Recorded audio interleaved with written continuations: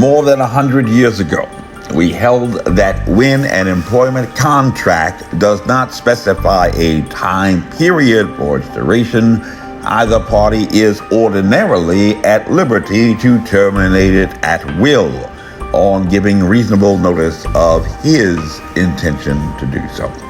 This was the statement of the Virginia Supreme Court in 2016 regarding the issue of at-will employment in the Commonwealth, and the recent decision in Texas regarding healthcare workers compelled to submit to compulsory vaccinations places the issue on whether even Arlington Public Schools can compel teachers, administrators, and staff to submit to being vaccinated as an agency of the state, which has not yet even mandated vaccines, but also how this issue plays out in the private sector, where perhaps they are free to entertain spending 3-day weekends to attempt to persuade, coax, and cajole 1,000 employees to get vaccinated. Hello, my name is Major Mike Webb.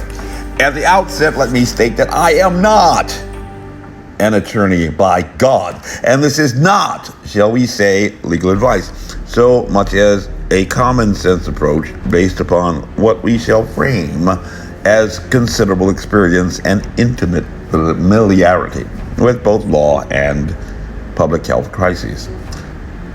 So, for the next few moments, we shall explore the paradigm that has been presented in the press as a no-win situation in at-will employment with regard to compulsory vaccines, and prayerfully, if you should find yourself on the wrong side of a judge in a court, you will not have to save face with a press release about appealing all the way to the Supreme Court to hide the embarrassing fact that you actually had no case to present at all.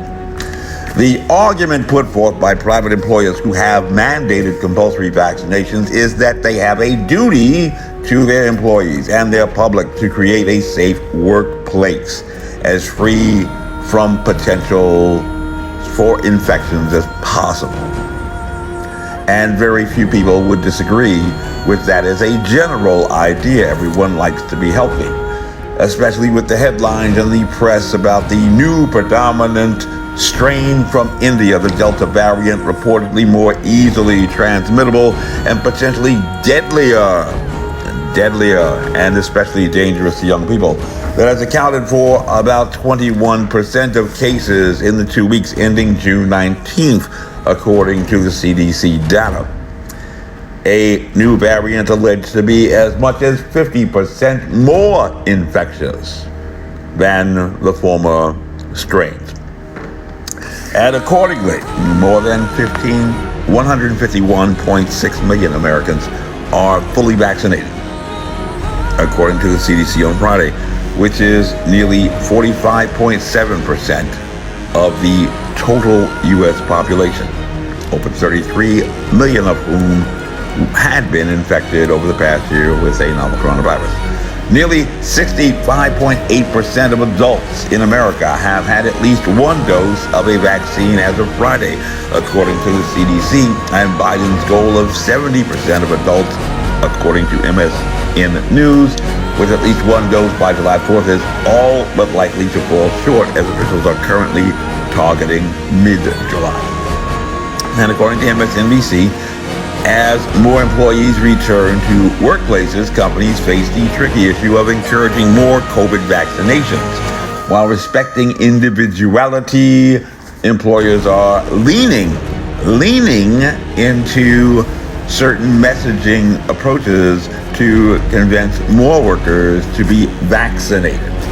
But using the science, you have to ask yourself first, in this paradigm, even with reports that the Delta variant is potentially deadlier and more easily transmittable, why hasn't the president taken decisive action to create a safe place in America through mandatory vaccinations?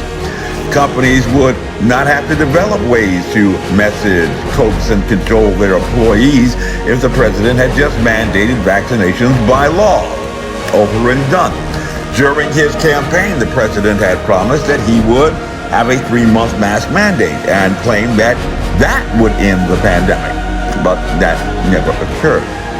He claimed that if 80% of Americans were vaccinated, then the nation would have herd immunity, permitting the nation to begin reopening.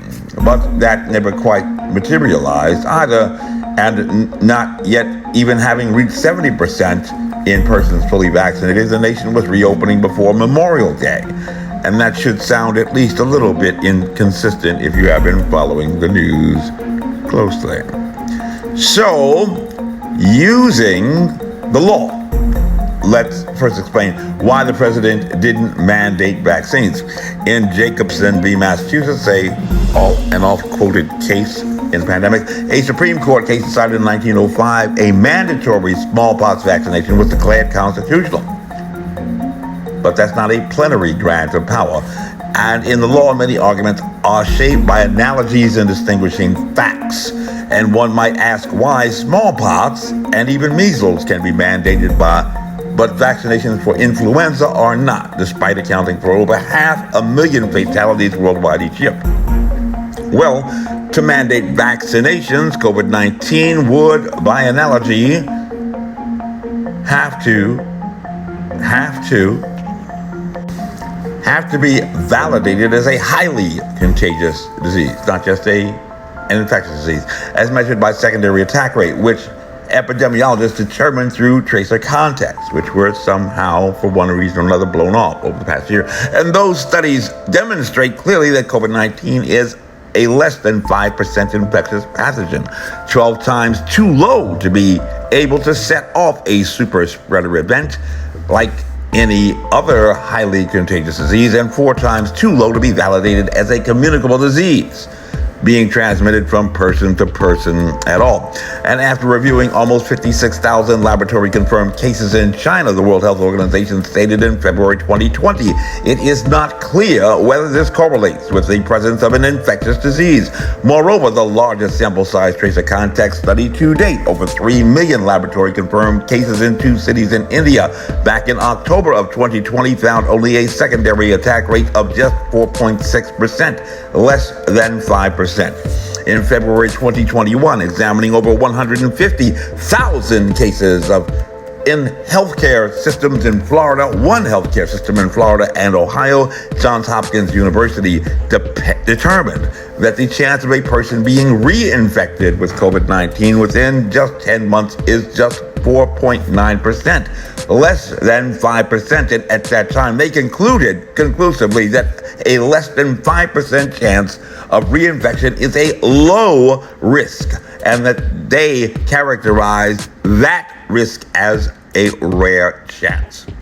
So, it can be concluded that if the chance of an employee being infected by another employee is less than 5%, then the chance would be described as one that is rare, and which should not be a great concern for any employer wanting to mandate vaccines with regard to an employee infecting another employee with the pathogen that, even if infected, has a case fatality rate of just 1.8% or less than 2% chance of killing the infected person.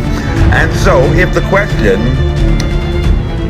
that should be answered for safety in the workplace environment is whether a vaccine will prevent you from becoming infected from a virus that has a rare chance of infecting you or killing you with all of the other pathogens that affect employees from day to day, why should COVID-19 be any different?